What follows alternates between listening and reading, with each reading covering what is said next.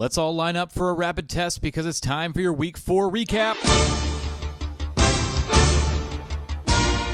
We go first to the battle for birthday bragging, a matchup that took until late Monday night to decide. Solid performances across the board for both teams had this thing tight until the very end. A Sharknado sighting for the first time.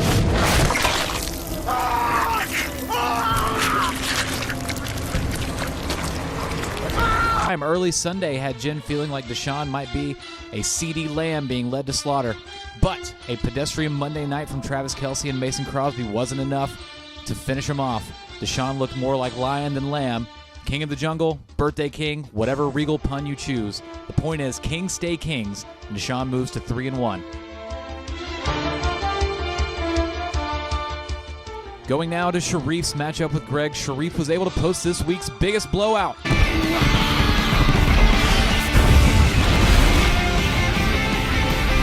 And it could have been so much worse. Joe Mixon finally found the end zone. Crossing the goal line for him this year has been like breaking into Fort Knox, but once he finally had a taste of it, he had to go back for seconds.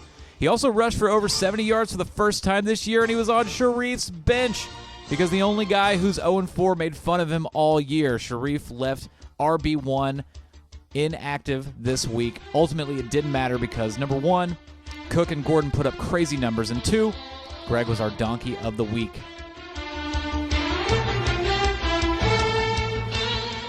Yeah, there's not much left to say for new Nick at this point. He inherited a mess worse than Romeo Crennel did in Houston. Too bad Fantasy Balls couldn't have pulled the trigger on firing GM and head coach Old Nick before the draft.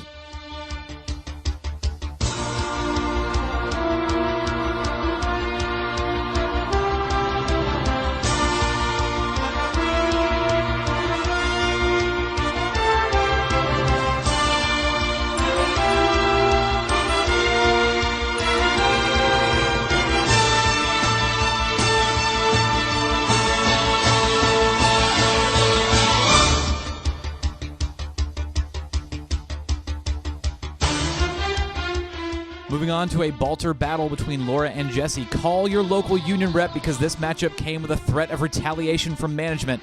But that didn't scare off Jesse, who deserves credit for a DeAndre Swift turnaround and now finds himself barely in playoff position at 2-2.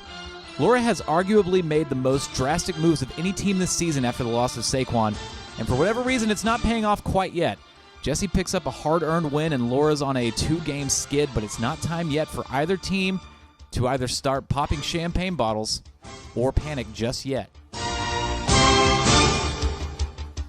Finally, we go to Garrett's matchup with John. Easily the craziest game in the craziest week of NFL and fantasy football so far. Well. How the turntables... John has been kneecapped since week 1 with key injuries, but this time it's Garrett who caught the bug with Austin Eckler having an early out on Sunday.